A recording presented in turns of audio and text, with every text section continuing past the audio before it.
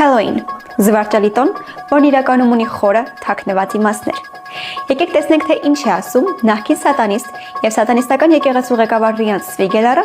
Հելոինի դիվական իրականության մասին։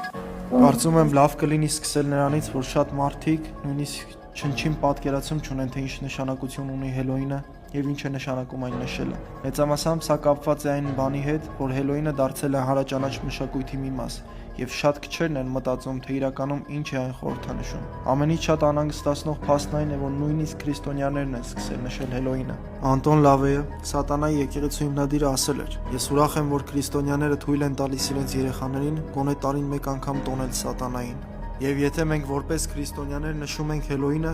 ապա փաստացի մեկ գիշերով կապ ենք հաստատում Սատանայի հետ։ Այս տոնի ամեն ինչը կապված է մահվան հետ։ Դա սատանայական օրացույցի ամենակարևոր օրերից մեկն է։ Դա նաև այն օրն է, երբ